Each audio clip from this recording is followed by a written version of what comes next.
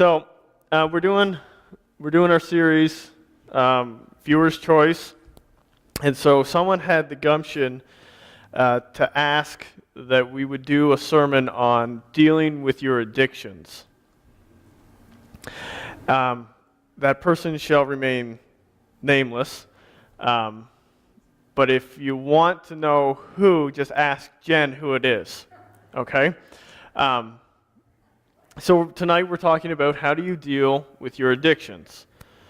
Now, typically when you have something called like addictions, you think about, well, someone that is an alcoholic or someone that deals with substance abuse or something like that. And you usually don't think of a pastor as being addicted or having any experience being addicted to anything. But I want you to know that this is something that we all deal with. This is something that I have dealt with. We've all been addicted to something, and for me, I've been addicted to several things. I've been addicted to worry. I've been addicted to pride. I've been addicted to girls. And that took on several forms. One form was just that I would get a girlfriend, and then we would end up doing things in the relationship and go beyond the boundaries that I had previously set for the physical boundaries of that relationship, and we would cross the bound, and then I'll be like, oh, I don't want to do that anymore. I don't want to do that anymore. And then the next time we're together, I do the same thing. And then I hate myself, and I'm angry, and I'm upset, and I'm frustrated, and then I'd say, I'm not doing that again, and then it'd be all right for a couple times, and then we get together and go beyond it again. And I was like, ah. And then it even hit me when I wasn't with a girl that I had to look at an image. And I had to go searching, and I had to fill in that void, and I'd hate it. And then I look for it, and then I hate it, but then I still do it. And what it was is I was addicted. And we're all addicted. We've all been addicted, and most of us are still addicted to something in our lives. And it's this love-hate frustration with sex, whether it's a matter of, and this is guys and girls both. Don't make the mistake of thinking that it's just guys that deal with an addiction to sex. Whether it's pornography or sexting or sleeping around or just jumping from relationship to relationship, whatever it is, you hate that. You hate that because you feel so gross. You feel so dirty when it happens. You feel like such a failure inside of it. But because you feel alone or you think you're going to miss out on the opportunity if you don't jump on this opportunity right now, or you feel like you're powerless or you're worthless or no one will ever pay attention to you, what you do is you seize the opportunity. And even though you hate how it makes you feel, you love the adrenaline rush. You love the release, you love the power, and you love the attention that it gives you. So you hate it and you love it. But then when you start using images and when you start using people to gratify the sexuality that God has given us, you find that your use of people goes beyond just the sexual, and it goes into every other relationship. You have a tendency to start using people for what they can give you in one way or another, and it just makes everything cold. Some of us are addicted to our appearance. Where we hate feeling dominated. We hate feeling like we're being dominated. And so we turn to all these situations, we turn to diets, or we turn to food, or we turn to makeup, or to clothes, or to jewelry, or whatever it is to make up our appearance. And we end up falling in love with the attention it gives us.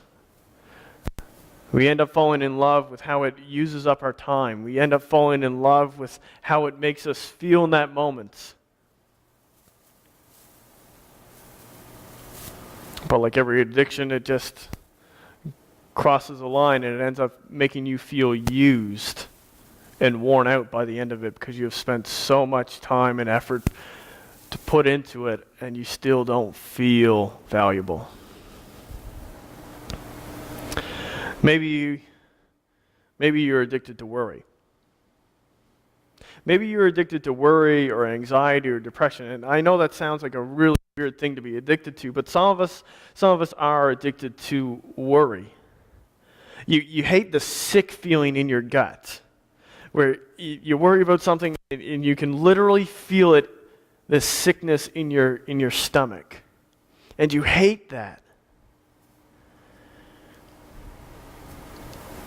But because you don't trust God, you don't think that either He's capable or that He's willing to make things happen the way you want Him to, you end up taking matters into your own hands. And you end up falling in love with this idea that you can be your own savior. This idea that you can plan for every possible situation and scenario, that you have a plan for everything, you have an out, you have a backup for everything, and it gives you this sense of power.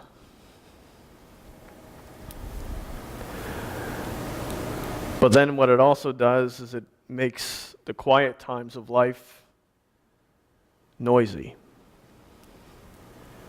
Because the times that you should be able to hear God speak to you and you should be able to hear the people around you are consumed with your own thoughts and your own concerns and your own issues because you are constantly going through every idea and every plan and every scenario and what everyone else is thinking, and it makes it so that you can't hear anything.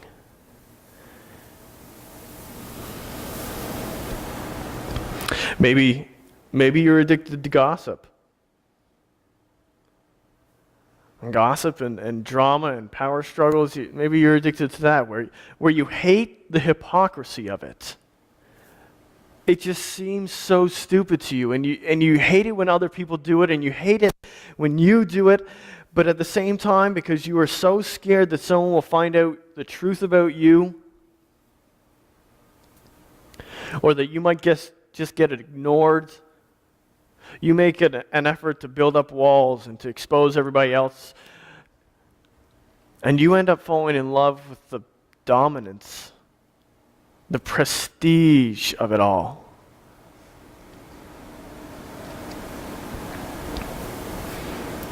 But that only turns relationships into opportunities.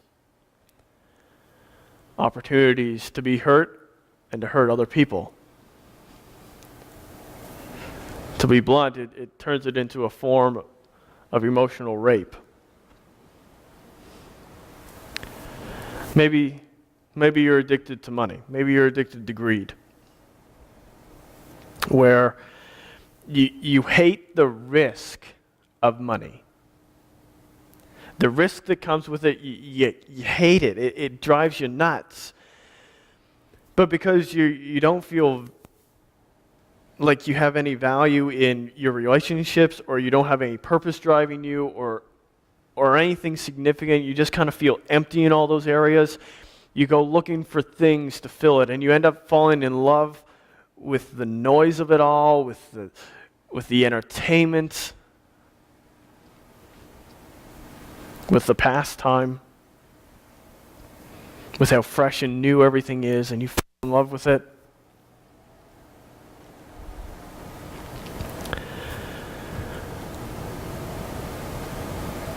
But then you're worn out.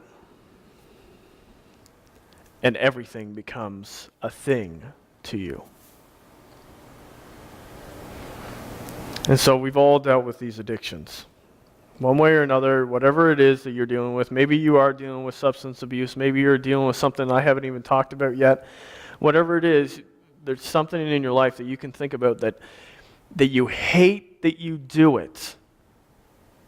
You just hate it.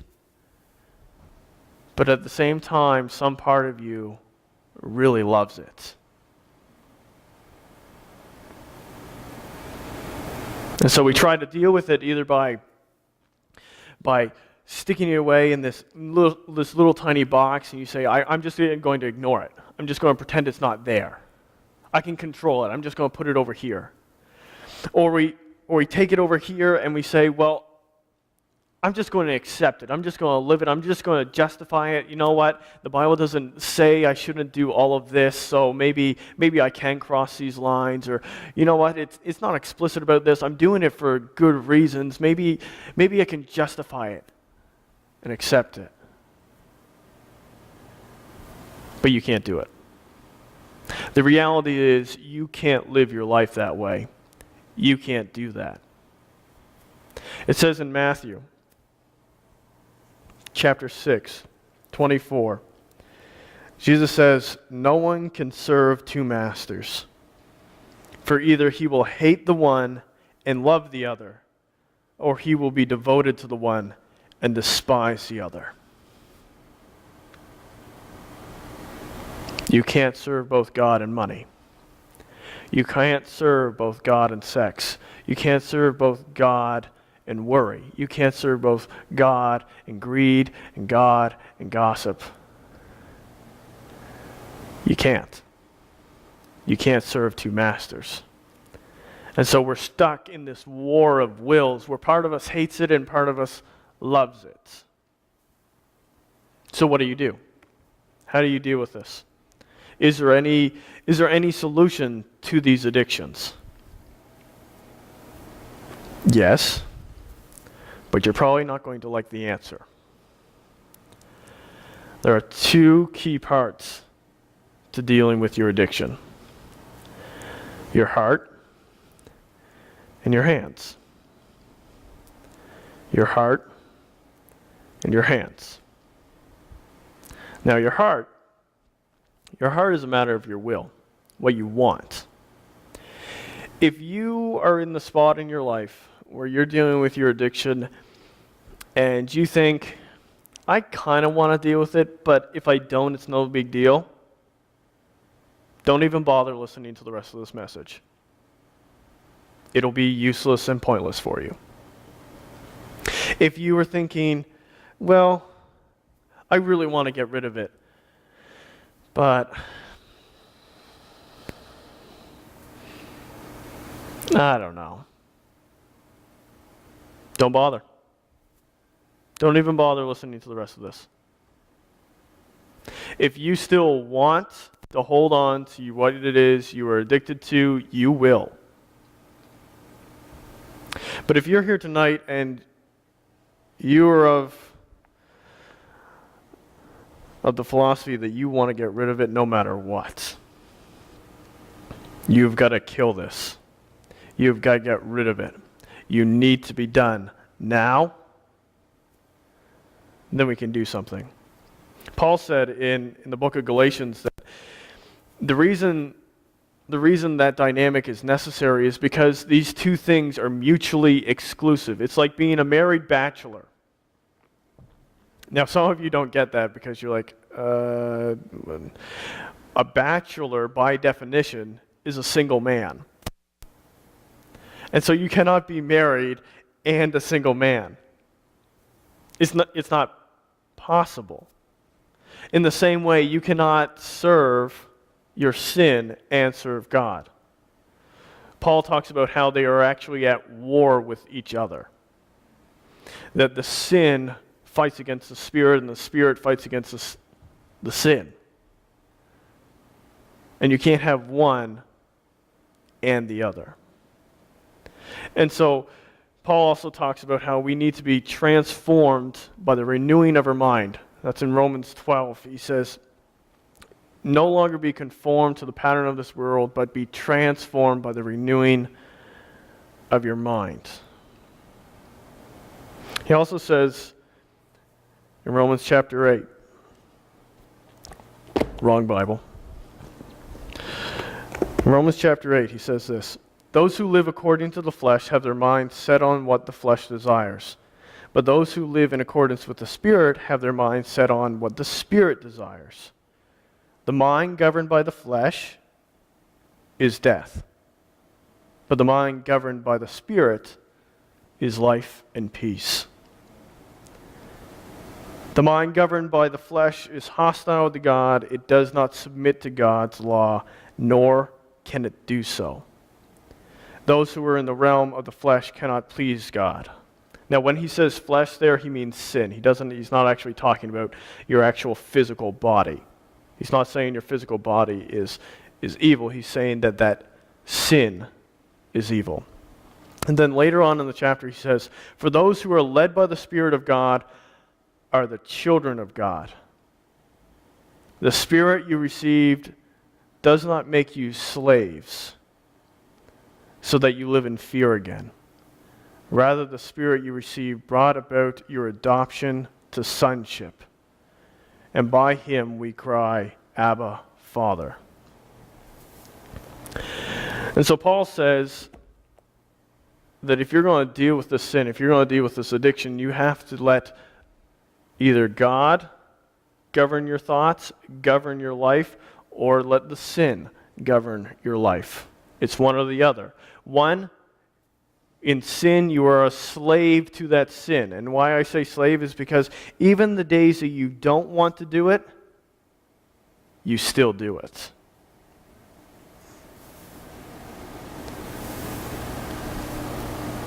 But under God, he says, I'm not going to make you a slave, I'm going to make you a son. And make you free. And so the first step of this is you need to decide what you want. Do you want to be a slave or do you want to be a son? Do you want your sin or do you want God? Do you want your way or do you want God's way? Do you want your own power or do you want God's power? Do you want your addiction or do you want freedom? And so that's the first thing. Deal with your heart. What do you want? The second part of that is once you've decided what you want, you need to put practices in place to actually live it out. Now, in Matthew, it says, Jesus says that if your eye causes you to sin, gouge it out. If your hand causes you to sin, cut it off. That's actually Matthew chapter 5. If you've got your Bibles there, why don't you turn there? Matthew chapter 5, verse 30. This is a really interesting passage. It's so interesting that in the short book of Matthew, Matthew records it twice. He says it again in Matthew chapter 18. This is what he says. This is what Jesus says in Matthew chapter 5, and later repeated in chapter 18. You have heard that it was said, you shall not commit adultery, but I say to you that everyone who looks at a woman with lustful intent has already committed adultery with her in his heart. Then he says, if your right eye causes you to sin, tear it out and throw it away. For it is better that you lose one of your members than that your whole body be thrown into hell. And if your right hand causes you to sin, cut it off and throw it away. For it is better that you lose one of your members than that your whole body go into hell. Now, Matthew records that twice. And Jesus isn't actually saying, your eye is causing you to sin, gouge it out. Your hand is actually causing you to sin, cut it off. He's saying there are things in your lives, though, that are leading you down the path of sin, that are tempting you, and that are causing you to continue to fall to your addiction, and you need to get rid of it. Because it's better to be without it and be free than to have it and be a slave. And that has to do with influences in your life, but it also has to do with habits. By our biological chemistry, our brains are made up of cells. And the cells in the brain have these little arms that reach out and touch all the other cells. Okay? And They're neural connections. They're neurons. These cells are called neurons, and they have connections with all the other cells. And so these arms connect, and wherever there's a lot of communication between the cells, those arms get really, really strong. Okay? Which means if you think the same thing over and over and over and over again, those connections become very, very strong, and the rest of the connections become very, very weak. Essentially, you are biologically wired right now to fulfill your addiction. Your brain is hardwired for it. That's why it's so difficult to deal with. Because those neural connections that you've gone and followed over and over and over and over and over again are strong. And it is most natural for those connections to continue to send signals along that path.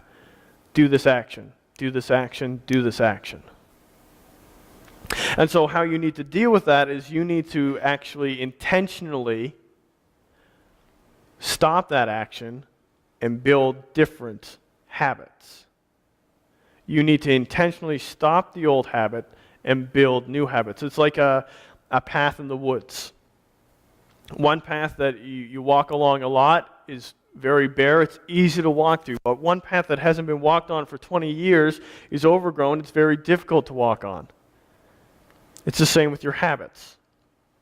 The thing you've done over and over and over again is very easy for you to keep doing. But what you need to do is you need to stop walking on that path, allow it to grow over, and start making a new path. Essentially, you need to cut out whatever it is that is causing you to sin and fill it with Christ.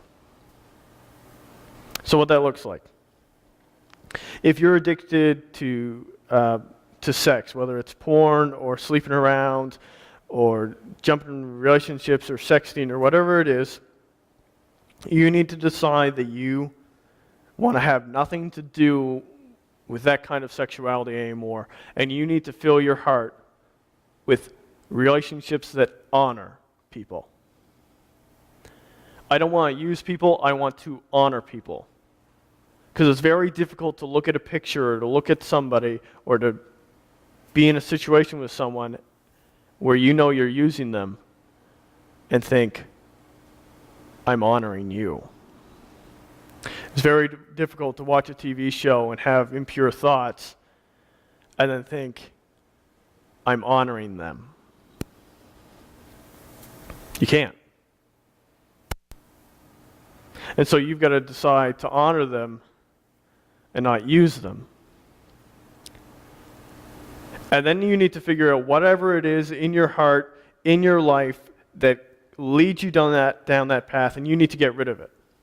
If you can't go on the internet without ending up looking at something, get rid of your internet. Because it's better to be free of your addiction than to be in hell with high speed. If you can't watch TV without giving in to a temptation, get rid of your TV. If you can't look at magazines without giving in to your temptation, don't look at magazines. If you can't go to the mall and either look at the ads or see the girls walking by you without giving into your temptation, and I'm not saying without being tempted, because you're going to be tempted regardless, but if those situations put you in a place where you consistently give into those temptations, stop going there. Stop going there. Because it's better to send someone to the mall to get you a pair of jeans than for you to stumble and fall because you couldn't deal with it.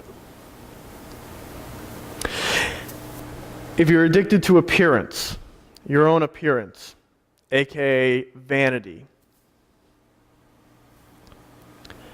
you need to understand and decide that your worth is found in God and who He has made you, and not in something as fleeting as popular opinion. You need to make that decision. And then you've got to cut out everything that causes you to fall. If that's watching TV and you thinking, I wish I was pretty, I wish I looked like the people on TV, I wish I was buff like the people on TV, stop watching TV. If it's magazines, if it's shopping, if you can't go into the mall without constantly being bombarded by, oh, I need that makeup and I need that shirt and I need that thing because I need to change how I look, stop going to the mall. If you can't surf online, if you can't go on the internet without looking up a store and looking at things that you need to make yourself look good, if you can't go on the internet without looking up stuff on how to make yourself more muscly and hunkalicious, stop going on the internet. Stop shopping. Go to the grocery store. The last time I was at the grocery store, I couldn't even find the makeup. Don't go to the mall. Fill your house with good food so that you're not tempted to eat it. Whatever it is, build the habits. Get rid of whatever causes you to fall and fill your life with things that hold strong. If you're addicted to worry, you need to decide that God knows better than you do. You need to stop pretending that you know better than He does. You've got to make that decision, and it is a decision. It's not just something that happens to you. You must decide what you believe. And then the interesting thing with worry is you need to stop sabotaging everything. Because more than likely what happens with worry is God will tell you to do something, and instead of doing it, you will sit there and think about it. I wonder if I left the door unlocked. Man, I wonder if I left the door unlocked. Did I leave the door unlocked? Just go check the door. It's probably Jesus saying, go check the door. And I know that's funny, but it's true. That's one of the things that I've had to do in my life is stop just thinking about it and stop worrying about it and just go do it. And quite often God will tell us something and we sabotage it by, instead of being obedient, we worry about it. And then when the situations arise where it's out of your control, you need to start telling yourself over and over and over and over again, what does this depend on? Who does this depend on? Who does this depend on? And when your thought comes back, it depends on me, you need to kill the thought, kill that bad habit, and you need to fill your heart with it depends on God. It depends on God. It depends on God. And so with worry, you need to build a habit of being obedient instantly and knowing who is dependent on. If you're addicted to gossip, you need to decide that your life and the lives of those around you can be redeemed. And I say redeemed because you admit that there is a broken nature to all of them, but there still can be value in them. They can still be fixed. Your life still has value. And their lives still have value. You need to decide that. And then, whenever you are in those connections where you have those conversations, you either need to cut the conversation off before it starts, end it in the middle, or end it with a positive remark at the end. If you walk in at the end of the conversation, you, instead of having some kind of negative gossip, put a little hope in there. And then you need to start cutting things out. If that's relationships, you got to cut relationships out. If that's certain people that you only talk to for the gossip, you need to cut that out. If it's Facebook, you cut off Facebook. If it's watching certain TV shows that are all about gossip, stop watching those TV shows. If it's going to Tim Hortons, stop going to Tim Hortons. You need to make the decision, and then you need to follow through with the habits. And if you're addicted to greed, to money, you need to make the decision that you are not here for your own purposes. You are here to do good with what God has given you. You need to make that decision. And then you've got to follow through with some tough habits.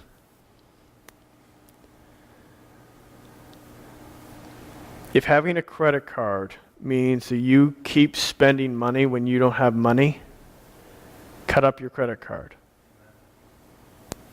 If you find that you just go online, or you go to the malls, or you go on trips just to shop, stop going shopping. Again, it's very difficult to overspend at the grocery store, overindulge at the grocery store when things are what you're after. There are some, but there are very few big screen TVs and giant stereos and expensive guns at grocery stores. Stop going to where those things are. If watching a certain TV show consistently makes you think, man, I wish I had that. Man, I wish I had some of that. Man, I wish my car looked like that. Stop watching those TV shows.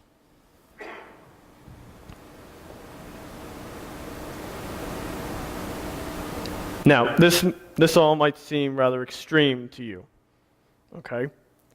And yes, it is fairly extreme. I will say yes to that. Do you need to take all of this? Do you need to take this advice? Some of you aren't addicted to money, and don't worry about it. But do you need to take this advice concerning the thing that you are addicted to? No. No. But you got to ask yourself,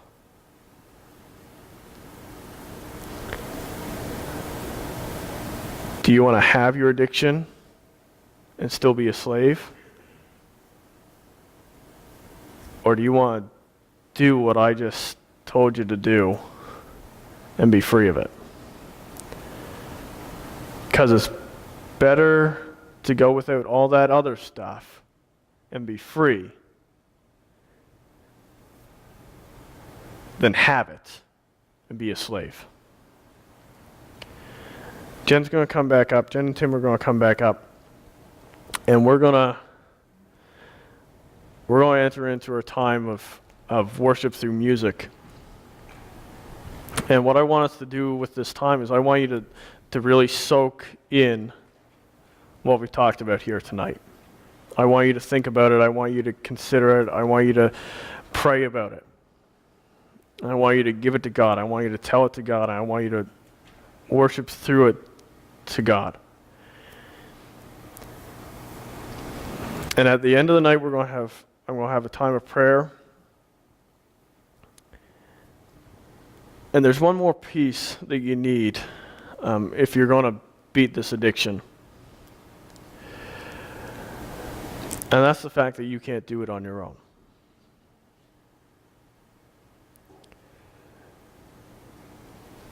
And I'm not just talking about you can't do it without God. You can't. But you can't do the habit thing by yourself. You need someone else that knows it and that can hold you accountable and that can encourage you. And so essentially I want you to spend the rest of the night building up the courage to tell somebody tonight what you're addicted to and ask them to hold you accountable to help you deal with it. Because that's our first step. That's going to be the first step tonight. If you're addicted to something, by the end of this night, I want you to have told somebody and ask them to hold you accountable and fight this with you. Not to just yell at you, but to fight it with you. Because then, if you decide with your heart and put it in motion with your hands, and you got somebody else fighting with you, it is incredible the changes that can take place.